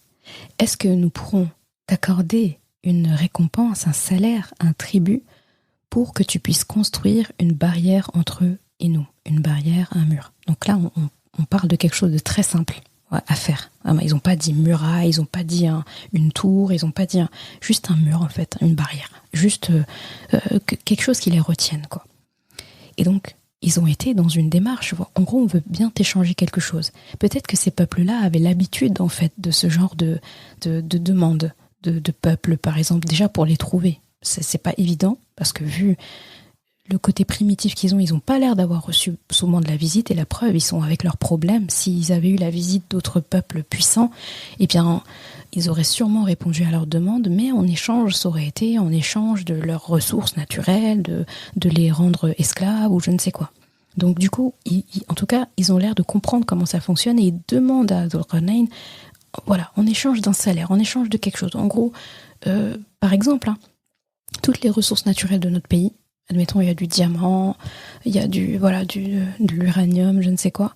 Tu prends ça, mais juste, construis-nous une barrière, parce que franchement, la tyrannie des Ya'juj et Ma'juj est telle que n'importe quoi, en fait, est plus reposant que ce qu'ils nous font subir. Et qu'est-ce que Dhul-Qarnayn commence par répondre déjà, comment il les rassure, comment il gagne le cœur de ce peuple-là. Il aurait pu faire comme beaucoup de superpuissances, déjà puissants, mais qui veulent encore l'être encore plus, déjà riches, mais qui veulent l'être encore plus, et qui arrivent finalement à être riches, mais à être en même temps hyper endettés, Parce que justement, il perpétue comme ça le mal, la corruption, le pillage, etc. Et donc, Dhul Qarnayn, qu'est-ce qu'il dit? Il dit ce que mon Rabb m'a gardé et m'a réservé vaut mieux que vos dons. D'accord? Il dit vaut mieux. Il précise pas que vos dons. C'est que vos dons, c'est la traduction qu'il le donne entre parenthèses. Comme pour dire, j'ai tout ce qu'il faut auprès d'Allah. Ne vous inquiétez pas. Gardez ce que vous avez. T'as vu, il mentionne même pas ça. Et ce qui est beau, c'est qu'après, il leur répond par rapport à ce qu'il va leur faire. Et là, j'aime beaucoup parce qu'il dit, aidez-moi donc avec votre force. Je construirai une muraille, un grand rempart entre vous et eux. Et là, il continue en disant, donc je te laisse vraiment lire toute la page, c'est magnifique son récit. Il dit, apportez-moi des blocs de fer. Puis lorsqu'il eut comblé l'espace entre les deux montagnes, parce qu'il vivait entre deux montagnes, eh bien, il dit, soufflez. D'accord? Donc soufflez sur le fer. Puis lorsqu'il le fer est devenu très chaud, donc comme une fournaise, il dit, apportez-moi du cuivre fondu, que je le déverse dessus.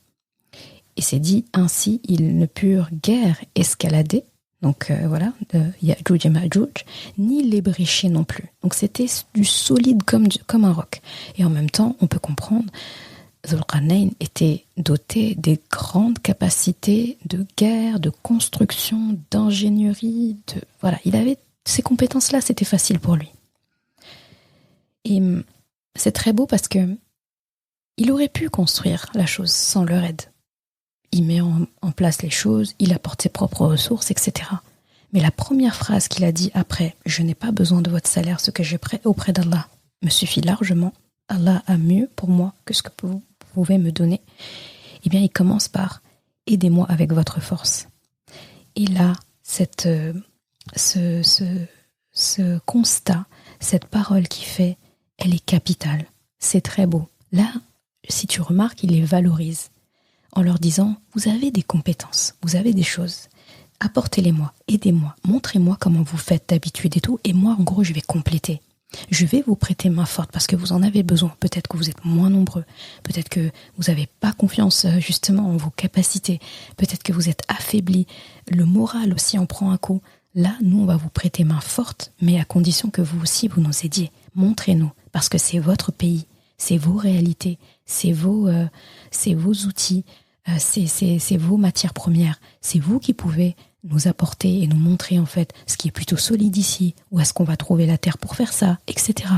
Ils les valorisent. Donc eux, finalement, on les voit comme un peuple un peu arriéré, incivilisé, on comprend même pas leur langue. Ils demandent des choses basiques comme faire une barrière. Attends, on a envie de leur dire, mais tu sais pas construire une barrière? Tu sais pas construire une barrière? Non. Dhul Qarnayn ne les a pas jugés sur ça. Et il a fait mieux que ça. Il a dit votre force, aidez-moi avec votre force, alors que c'est lui la force qui arrive. Donc c'est une manière de valoriser ce peuple-là. Vous avez ce que vous avez, moi je vais apporter en plus. Et on va s'aider ensemble et je vais vous montrer. Et ça c'est beau. Il est humble, il ne les commande pas. Finalement, il est à leur service en leur demandant aussi de lui montrer. Quelque part, venez me montrer en m'aidant par votre force. Et ça, c'est très important pour nous, petits humains à côté. Eh bien, quand j'arrive dans un endroit, d'accord, parce qu'on pourrait se dire, moi je suis pas gouvernant d'un pays, je vais pas conquérir des choses, comment je peux appliquer ça? Eh bien, quand j'arrive dans un endroit, un lieu de travail, où je suis moi, la personne compétente. C'est moi qu'on a appelé comme consultant. Quand j'arrive dans une école, quand j'arrive dans une entreprise, quand j'arrive dans une famille, parce que je suis le dernier arrivé ou la dernière arrivée, parce que je viens de me marier, donc par alliance, par exemple, je rentre dans une famille. Donc voilà, j'arrive. Quand j'arrive dans un village, quand je viens m'installer dans une ville, par exemple, eh bien, c'est important de venir en tant que aidant, en tant que consultant, en tant que contributeur, en tant qu'investisseur. Je dois faire abstraction des réalités de là où je viens. Je dois faire abstraction de mes préjugés. Je dois accueillir les réalités de là où je vais, de là où j'arrive, là où j'atterris, là où je veux aider, là où je veux contribuer, je ferai en compte leur réalité. Si quelqu'un arrive dans une entreprise, censé prêter main forte, censé être un consultant, un leader, un coach, je ne sais quoi, eh bien, s'il arrive Et il ne prend même pas en compte la température, ce que les gens savent déjà faire, ce qu'ils ont déjà mis en place, là où ils veulent accéder, quels sont leurs besoins. Et il arrive, il dit non, mais attendez, moi, dans mon entreprise, on fait comme ça. L'objectif à atteindre, c'est celui-là. La personne, l'entreprise ou les gens qui bossent dans l'entreprise, ils peuvent dire mais je ne t'ai rien demandé en fait. On te paye et on t'a fait venir comme consultant. Et pire, si on reprend le contexte comme Dhul Qarnayn, ces gens ne l'ont pas appelé. C'est lui qui les a trouvés. C'est lui qui est allé à leur rencontre et eux ont fait leur demande. Donc si on prend le même contexte, toi tu décides de toquer à la porte d'une entreprise, tu as regardé sur internet, tu as vu leurs chiffres, tu as vu je ne sais quoi, et tu dis je vous propose mon aide. Ok, c'est super. Et tu dis soit tu demandes un salaire pour, ou bien tu demandes pas de salaire, peu importe, mais crois-moi, même si tu demandes pas de salaire et tu veux faire gratuitement, personne ne va accepter de se faire diriger, de se faire lyncher, ou bien qu'on établisse leurs besoins à leur place, et surtout qu'on vienne avec tous nos préjugés et avec nos réalités à nous. Donc quelle entreprise va accepter que tu balayes leurs besoins et tu définisses leurs besoins à leur place, et en plus de ça, tu dis non, moi c'est comme ça que j'ai vu faire, c'est comme ça que ça marche, et tu ne sondes pas, tu fais pas d'audit, tu poses pas de questions, tu vas pas voir les travailleurs, tu vas pas regarder les conditions de travail, tu vas pas regarder différents postes, non. Tu arrives avec ton truc, ton préjugé, tes généralités, et tu dis non, on va appliquer ça. Et tu vas pas regarder, finalement, si tout le monde est à sa place. Si on fait le Dhul Qarnayn style, eh bien, je rentre dans une entreprise, je regarde comment les gens travaillent. Je regarde qui est au bon poste aussi, parce que parfois les gens sont pas au bon poste. Il y en a, ils ont l'air d'être un peu des mauvaises graines ou bien des perturbateurs, alors que c'est juste qu'ils sont pas au bon poste. Et là, un bon consultant, un bon manager, eh bien lui, il saura qui est bon ou qui est de trop et qui manque. Qui est-ce qu'il manque? Et il va pouvoir repositionner. Mais avant ça, il est en observation. Et quand il faut recadrer quelqu'un, il va le préciser. Il va le dire au chef d'entreprise, écoute, celui-là, il faut lui faire un rappel. Ça, il faut le recadrer. Ça, il faut le remettre. Si vous voulez vraiment être dans la croissance, il faut que vous remettiez ça et ça. Mais j'ai fait ça sur la base des réalités de l'entreprise, pas chez mon entreprise. Ah, mais dans mon entreprise, à chaque fois, par exemple, qu'il y a une femme, il y a des problèmes. Dans mon entreprise, chaque fois qu'il y a un homme de telle origine, il y a des soucis. Alors j'arrive dans la nouvelle entreprise, c'est pas la mienne, je connais pas les réalités, et je vois un homme comme ça qui est telle origine, et là tout de suite je vais lui coller l'étiquette et je vais lui appliquer un traitement que j'ai appliqué là-bas. Ou je vais voir une femme, je vais dire oh là là, ça c'est des problèmes. Elle va partir en congé mat, elle va faire ci, elle va faire ça, elle va faire ça, ça va être compliqué.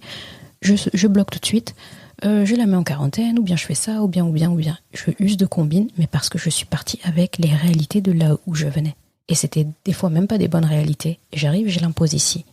Et alors, on m'avait rien demandé. Voilà. Voilà la différence entre le Dhul Qarnayn style et ce qu'on a l'habitude de voir. Donc, comment le pouvoir, dans un sens, peut être merveilleux, comme ici. Tu imagines l'état dans lequel ce peuple a dû se sentir, en fait. Déjà, il voit l'arrivée inespérée d'une aide de quelqu'un de puissant, de sage, de juste, qui a toutes les ressources qu'il faut, qui a les compétences qu'il faut, et à qui ils se sentent à l'aise de demander, qui fait l'effort de comprendre leur langue, qui fait l'effort d'évaluer leurs besoins, qui fait l'effort de vraiment de stationner avec eux et de se positionner avec eux. Et en plus de ça, il veut pas qu'on le paye. Il veut pas prendre nos ressources. Il n'est pas venu pour nous piller. Il n'est pas venu pour faire des ingérences dans notre politique. Et quand vient le moment de nous aider et de répondre finalement à la demande qu'on lui a fait pour laquelle il ne voulait pas de salaire, eh bien là, il nous valorise en nous disant de participer et d'apporter nos forces pour construire avec lui. Donc là, tout de suite, les gens ils vont se dire « Oui, c'est vrai que ça, je le sais le faire. Ah oui, ça, je sais. Je connais exactement quelle matière mélanger pour que ce soit solide, ce soit ceci, cela. » Et Dhul Qarnayn, il n'est pas là seulement parce qu'il a du monde dans son armée, parce que là, il apporte ses connaissances. Et là, on voit sa compétence qu'il offre, les ressources qu'Allah lui a données, il offre. Donc, on voit qu'il sait très bien quels matériaux utiliser. Il parle de blocs de fer, c'est pas n'importe quoi. Donc, ça veut dire, quand il dit « apportez-moi des blocs de fer », donc en gros, il les missionne. Recherchez ça, recherchez cette matière. Peut-être qu'il ne savait même pas c'était quoi du fer. Là, il va leur montrer. Tu sais, ça ressemble à ça. Et là, Il y en a un peut-être qui va dire « Ah, mais ça, je vois ça tout le temps, moi, quand je vais aller faire mes courses le matin, ou bien quand je vais aller faire paître mes brebis ou quoi, je vois ça tout le temps à côté de telle montagne et tout, on peut le prendre. » Et là, ils vont tous aller rassembler les blocs de fer. Une fois qu'ils ont apporté le fer, donc après tout, Dhul Qarnayn est là pour les aider. C'est pas lui qui va aller chercher le bloc de fer, c'est pas lui qui va tout mettre, etc. Parce que là, il est dans un objectif pédagogique. Je leur apprends la matière, je leur apprends où la trouver, et je leur apprends comment l'utiliser. D'accord ? Donc ils apportent le fer, il leur apprend comment le manier, comment le chauffer. Une fois que c'est bien chaud, qu'est-ce qu'on en fait ? Comment le couler ? À quelle quantité ? Comment le laisser refroidir ? Etc. Donc là, on a vraiment affaire à un ingénieur, à un travailleur du bâtiment, à un architecte, toutes ces compétences en même temps. Et il est patient, c'est un vrai leader. Et un leader prend en compte les réalités de ceux dont il est leader, quoi. Il prend en compte leurs réalités, il s'adapte à eux. En même temps, il va leur dire ce qui est bon là-dedans, ce qui ne l'est pas. D'accord ? Il va pas venir injecter, tout effacer, tout raser, je fais ce que je veux, c'est comme ça. Non, je prends en compte, j'enlève ce qui n'est pas bon, parce que ça va pas vous aider. La preuve, si je suis là, c'est pour vous aider. Et si je repars sans vous dire que ça c'est pas bon, c'est compliqué. Et ce qui est bon, je vais le faire croître. Donc si on veut se comporter comme Dhul Qarnayn, dans l'entreprise, dans l'école, dans la ville où on arrive, dans la nouvelle famille où on arrive, eh bien, je dois être à l'écoute des gens.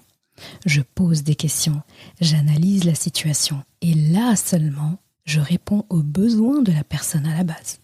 Parce que si je fais le contraire, c'est comme si Dhul Qarnayn, on lui dit « Est-ce que tu peux construire une barrière ?» Il dit « Non mais attendez, c'est pas d'une barrière que vous avez besoin. Ah, attendez, je vais vous expliquer parce que vous, arriérés qui ne comprenez pas, dans mon pays, on a les dernières technologies, c'est plus des barrières qu'on a, c'est des bâtiments, c'est ceci, c'est cela. Ils pourraient dire on a ci, on a ça, on a, je sais pas moi, des escalators, etc.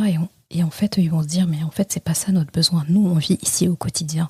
On sait ce qu'on vit. On a juste besoin de ça. On n'a pas besoin de quelque chose de compliqué. Après, là où Dhul Qarnayn a apporté, c'est sur la solidité de la construction.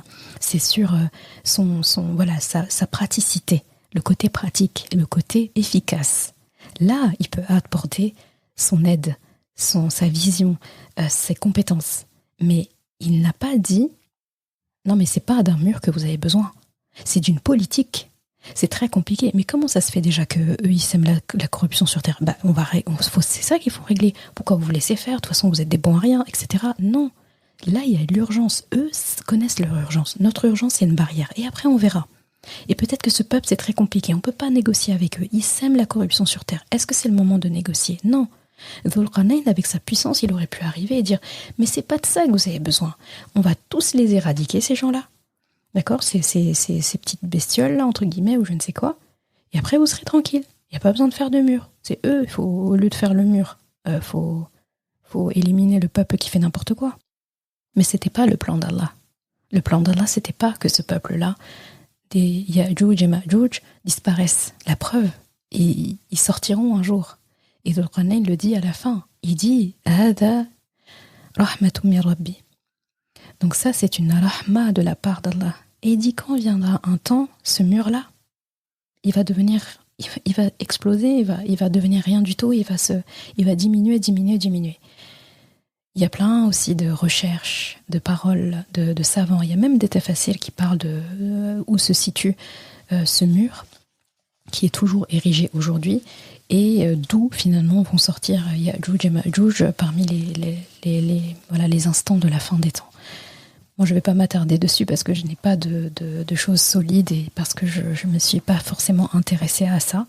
Mais c'est pour dire en tout cas la solidité de la construction de Dhul Qarnayn avec l'aide et avec la force de ce peuple-là, démuni, mais machallah qui a pu contribuer avec l'aide de Dhul Qarnayn au point où aujourd'hui, probablement des siècles et des siècles après, ce mur est toujours érigé et n'a pas bougé. Et Allahu A'lam, s'il n'y a pas de brèche, s'il n'est pas en train de diminuer, qu'Allah nous préserve, c'est tout ce que j'ai envie de dire. Et aujourd'hui, c'est le contraire auquel on assiste dans le monde. Eh bien, c'est ce qui se passe, c'est ce qui s'est passé plusieurs fois dans l'histoire de l'humanité, des pays, des groupes qui se sont octroyés le droit d'aller coloniser, d'aller imposer leur mode de vie à d'autres civilisations, avec le prétexte de vouloir leur bien, en leur imposant leur religion, comme le christianisme, le bouddhisme, etc. Et finalement, en les faisant passer pour des sociétés primitives et arriérées qu'il faudrait rendre civilisées, dans la langue, dans l'habillement, dans la nourriture, dans le mode de vie. Et ils s'érigent en fait tels des sauveurs, alors qu'on sait tous que la plupart du temps, c'est soit la terre, les ressources naturelles de la terre qui les intéressent, ou tout simplement d'assujettir ce peuple pour en faire des esclaves et des serviteurs pour eux, quoi. Et masha'Allah, on apprend avec Dhul Qarnayn que lui, non, il n'a pas cette mentalité. Il n'a pas besoin d'assujettir ce peuple, il n'a pas besoin de prendre leurs ressources. Il est tout à fait suffisant avec ce qu'Allah lui a donné. Et les ressources, les asbab qu'il a, donc sababa, eh bien, il les emploie à chaque fois. À chaque fois, il va user des compétences qu'Allah lui a données pour produire d'autres compétences. Donc là, c'est exactement ce qu'il a fait avec ce peuple. Allah lui a donné des compétences, il a usé de ses compétences, il a produit des compétences de chez eux. Et eux, encore, vont utiliser ces compétences pour faire encore plein d'autres choses qu'on ne pouvait même pas espérer. Et après, il va continuer vers d'autres peuples. Et ce qu'il a appris de là, à chaque fois, il va apprendre en plus. Là, cette langue-là, il a peut-être eu du mal à l'apprendre, ou bien en tout cas, ça lui a pris un temps différent des autres langues. Il développe toujours des nouvelles compétences, une nouvelle approche, une nouvelle écoute. Il s'adapte à ce pays, il a fait comme ci, comme ça. Donc s'il trouve un autre pays qui se comporte pareil, il va gagner du temps, il va se rendre compte que, eux, faut les écouter sur ça, il faut être bienveillant avec eux vis-à-vis de ça, les mauvaises graines, faut les enlever à tel moment, etc. Et donc, Dhul Qarnayn, sa méthode, c'était de se dire, je vais construire avec l'aide d'Allah, d'accord, mais je vais faire mieux en fait que leur apporter mon aide. Je vais faire de sorte que c'est eux qui contribuent. Je vais faire de sorte que ce qu'ils font, ce sera made in votre pays, quoi. C'est comme si au lieu je vais pas faire made in China, je vais pas faire made in je sais pas quoi, je vais pas imposer en fait ma fabrique, ma compétence, mon pays, moi. Je vais pas imposer aux gens en fait qu'ils mettent mon nom comme beaucoup font. Voilà. J'avais oublié ça, mais typiquement aujourd'hui, si quelqu'un était à la place de Dhul Qarnayn, déjà c'est à l'époque d'aujourd'hui, et on construit un mur, déjà charitablement, ça n'existe pas trop. Construire et partir comme ça sans rien demander, c'est rarissime. Et au pire, ce qu'on va avoir, ou plutôt au mieux, ce qu'on va avoir, c'est quelqu'un qui va demander à ce que le mur, on l'appelle par son nom. Par exemple, je sais pas, moi je m'appelle... un conquérant, j'ai même pas envie de donner de nom, eh bien, le mur va porter mon nom. Et jusqu'à la fin des temps, tout le monde saura que c'est moi qui ai construit ce nom, et on va ériger ce bâtiment, ce mur, cette muraille, c'est mon nom. Dhul Qarnayn, même ça, il en voulait pas. Même ça, il en voulait pas. C'était un nomade sur terre. Et vraiment, il parcourait la terre d'Allah à la recherche de qui il pourrait aider à se rapprocher d'Allah subhanahu wa ta'ala. Et pour ce peuple-là, il l'a fait. Parce que cette nuisance de ce peuple qui les terrorisait, les éloignait quelque part aussi d'Allah. Et pour un peuple qui ne comprenait pas bien la langue, qui avait l'air un peu primitif, on peut laisser penser aussi qu'il ne connaissait pas Allah. Et la première phrase que Dhul Qarnayn dit, quand il leur répond, il dit « Ce que j'ai auprès d'Allah est meilleur. » En gros, que ce que vous pouvez nous donner. Donc là, hop, il y a une première da'wa, un premier appel à l'islam qui est fait à travers ça. Et là, tout de suite, ils vont forcément prêter attention, et ils vont forcément, quelque part, avoir une bonne opinion et aimer Allah d'une manière indirecte, parce que c'est Allah ce Allah auquel cet homme croit, il est puissant, il ne nous demande pas de salaire, il nous valorise, il nous demande de l'aider, il nous apprend, et il demande rien en retour, il part comme ça, et il fait l'effort d'apprendre notre langue, d'apprendre nos réalités, de s'adapter à nous. Ah oui. Et là, en fait, Dhul Qarnayn gagne les cœurs. Il va gagner les cœurs de ces gens. Ces gens deviennent quelque part une sorte, comme ses sujets, par le cœur. Si demain il a un problème où il a besoin d'une armée, il a besoin de main forte en fait pour faire une expédition ou pour mener une guerre, ces gens-là vont répondre présent avant même qu'il les appelle. Ils vont envoyer un courrier, ils vont dire on est là, appelle-nous, ou ne nous appelle pas, on est là. Parce qu'il aura l'idée, il aura été leader par le cœur. Et là aussi, Dhul Qarnayn nous apprend quelque chose de très important. L'aide qu'on apporte n'a pas de religion, n'a pas d'origine, n'a pas de culture. Je ne vais pas assister ou ne pas assister à quelqu'un parce qu'il n'est pas de ma religion, parce qu'il n'est pas de ma culture. Donc ici, c'est un appel à l'humanité. Dhul Qarnayn, s'il y a bien un mot finalement qu'on retient, c'est l'humanité, parce qu'il parcourt la terre et sur la terre, il y a des gens. D'accord ? Là, il n'y a pas d'insistance sur le fait qu'il va juger un peuple à son origine, à ses habitudes ou à sa religion. Par contre, quand il arrive et répand l'ordre, celui qui fait n'importe quoi, on le sanctionne. Et celui qui fait des efforts, on l'aide. Et c'est très beau, en fait, le fait qu'il valorise les peuples qu'il traverse. En gros, je ne vais pas tout faire à votre place. Je vais faire de sorte vraiment, comme je disais, que ce soit made in votre pays, d'accord ? On va utiliser vos ressources locales. Moi, je vais vous apporter mes compétences, mes connaissances, mais toujours dans l'objectif d'atteindre votre besoin à vous, pas les miens, pas ceux que je crois qui sont bien pour vous, d'accord ? Et je vais tout faire pour vous aider, pour vous fournir ce qu'il faut, d'accord ? Et à la fin, je vais faire de sorte de vous faire sentir que le pouvoir, il est à vous, que les compétences et que finalement la débrouillardise, l'autonomie, en fait, vous l'avez, d'accord ? Je ne veux pas vous faire sentir que j'ai un pouvoir sur vous ou que j'ai un droit de regard, de gouvernance ou quoi que ce soit de chez vous. Je ne veux pas vous laisser une armée derrière moi qui va vous surveiller, qui va vous assujettir. Je ne vais pas laisser des machines qui vont exploiter vos terres parce que j'ai trouvé des ressources naturelles là-bas sous prétexte que je vous ai aidé du pire. Non, je ne vais pas faire ça. Je veux que vous soyez fiers de ce que vous avez pu réaliser à partir de ce que je vous ai appris, que vous le transmettiez à d'autres, peut-être même aux pays voisinants, et que vous excelliez dans ces choses-là. Dhul Qarnayn nous enseigne que transmettre le meilleur de ce qu'on a appris, c'est le minimum. Lui, il ne s'est pas contenté de faire la barrière dont ils ont parlé. Il a donné des compétences. Et ça aussi, il y a une grande leçon. Enseigner, transmettre le meilleur de ce qu'on connaît, sans rétention d'informations, ça rend la personne meilleure. Si mon objectif, c'est de rendre les gens meilleurs, les gens compétents, eh bien, c'est parce que j'ai compris que ça ne va pas diminuer à mes compétences, ça ne va pas diminuer à mes capacités. Et aujourd'hui, c'est un fléau, je trouve. C'est que les gens ont peur de donner. Ils ont peur. Finalement, c'est comme si, je ne sais pas, si je lui enseigne ça, elle va me dépasser. C'est aberrant. Je pense que c'est aussi aberrant, écoute bien, que si moi je disais, ou un enseignant de Coran lambda disait, non, mais je ne vais pas lui enseigner ces sourates-là. Parce que sinon, elle va les comprendre mieux que moi, peut-être un jour. Et moi, j'aurais plus rien à lui apprendre. Non, c'est pas logique. Si on regarde bien la science, les compétences, en tout cas, voilà, la science. La science, c'est la seule chose qui, quand tu la donnes, quand tu l'enseignes, elle ne diminue pas chez toi. Tu vas pas devenir moins savant parce que tu as donné de ta science. Ça se démultiplie. Tu peux la distribuer autant que tu veux. Non seulement elle ne va pas diminuer, mais elle va augmenter. Parce que pendant que tu enseignes aux gens, tu apprends. Tu vas apprendre en fait. Et même si tu ne vas pas apprendre plus de choses, ton savoir va être encore plus ancré, donc tu auras gagné. Alors que celui qui vient de recevoir une science, il est au début. Il doit encore la parfaire, il doit la cultiver, il doit l'appliquer, il doit l'enseigner, il doit la comprendre en fait. Et donc finalement, la seule chose qui va nous diminuer par rapport à une science, c'est quand on décide d'arrêter d'apprendre, quand on décide d'arrêter de se perfectionner, et surtout quand on décide d'arrêter de transmettre. Là, oui, la chose se perd, parce que demain on part, c'est perdu. Alors que lorsque je l'ai transmise, non seulement ça m'a rendu plus riche, mais ça a rendu les autres riches. Donc on est riches tous ensemble. Pourquoi s'en priver ?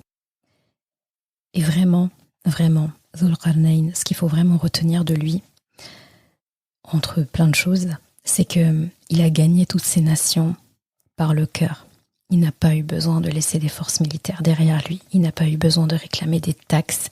Il n'a pas eu besoin en fait de demander quelque chose en retour. Il n'a pas eu besoin de terroriser ni d'asseoir son autorité. D'ailleurs, à aucun moment on l'entend dire à ces peuples-là « Je suis puissant, je suis un tel, j'ai conquis ci, ça et ça, j'ai tant de compétences. » Non. La seule chose dont il va parler quand il parle de lui, c'est « J'ai meilleur auprès d'Allah que ce que vous pouvez me donner. » Même là, il n'est pas rentré dans les détails.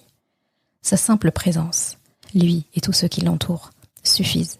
Sa bienveillance suffit. sa justice, même quand il sanctionne, suffit. Et son travail, parce qu'il met la main à la pâte quand il dit « apportez-moi, donnez-moi, chauffez ça, allez chercher, assemblez », eh bien on voit que c'est quelqu'un qui a retroussé ses manches déjà et qui est en train d'agir. C'est-à-dire il a retroussé ses manches, il est vraiment en plein dedans, il a mis vraiment les mains à la pâte comme on dit, et il participe avec le peuple. Et on parle d'un grand gouvernant, un grand gouverneur. C'est comme s'il y avait un empereur, un roi qui était au service d'un peuple primitif qu'il ne connaît pas, à l'autre bout de la terre, dans un endroit de la terre auquel les gens n'ont pas vraiment accès, vu comment ils ont été laissés et abandonnés à eux-mêmes, au point d'être terrorisés par un peuple. Eh bien tout ça en dit long. Donc si on pourrait conclure cette 4e histoire de Surat Al-Kahf, qui finalement on a vraiment écumé, on a brossé cette histoire de Dhul Qarnayn pour l'étudier en profondeur et la mettre aussi en corrélation avec les autres récits. Il faudrait voilà, c'est pas des séminaires qu'il faudrait, c'est une vie. Vraiment, c'est très beau. Et je demande à Allah subhanahu wa ta'ala de nous prêter longue vie pour pouvoir revenir dessus. Parce que du coup, les histoires, à chaque fois, je vais toujours revenir dessus, sur chacune d'entre elles, avec en changeant l'angle, en changeant la caméra, à chaque fois, en prenant un angle différent. Et après, on rassemblera un peu le puzzle. Et tu verras à quel point c'est magnifique.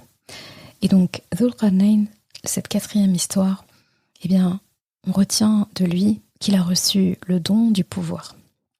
Et le don du pouvoir sur les gens, sur le peuple, sur le monde, quelque part. C'était le plus puissant de son époque.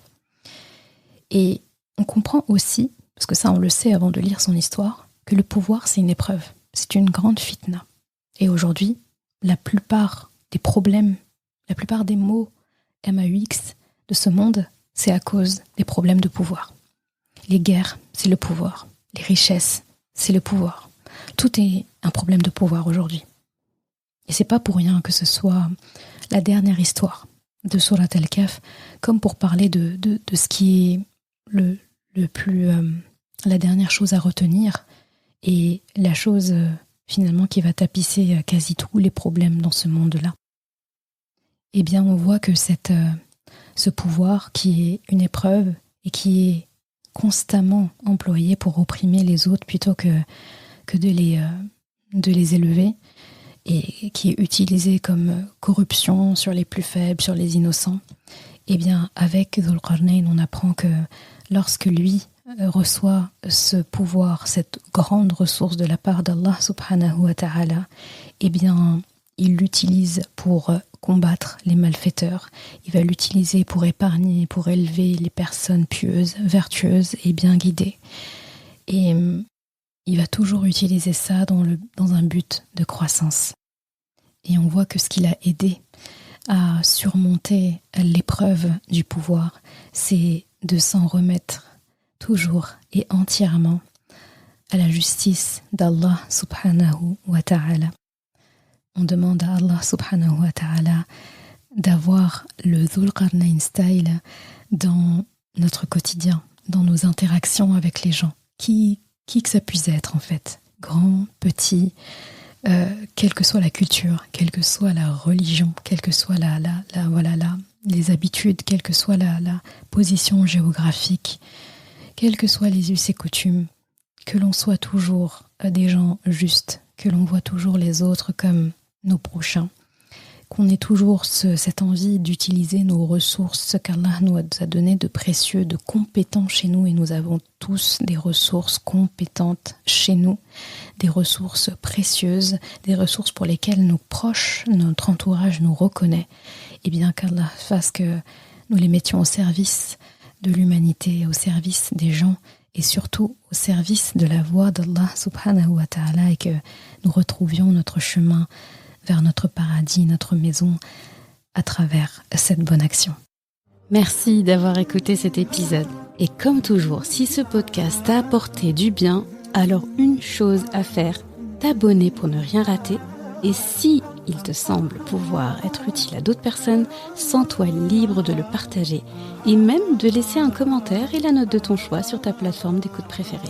Ce sera une belle manière de me faire savoir que ce podcast doit continuer et être écouté par le plus grand nombre. Je confie à Allah subhanahu wa ta'ala le soin de préserver ta foi, ton honneur et ton cœur. Je te laisse à présent passer un bon moment avec ton Coran et je te dis à vendredi prochain pour un nouvel épisode. Assalamu alaikum wa rahmatullah.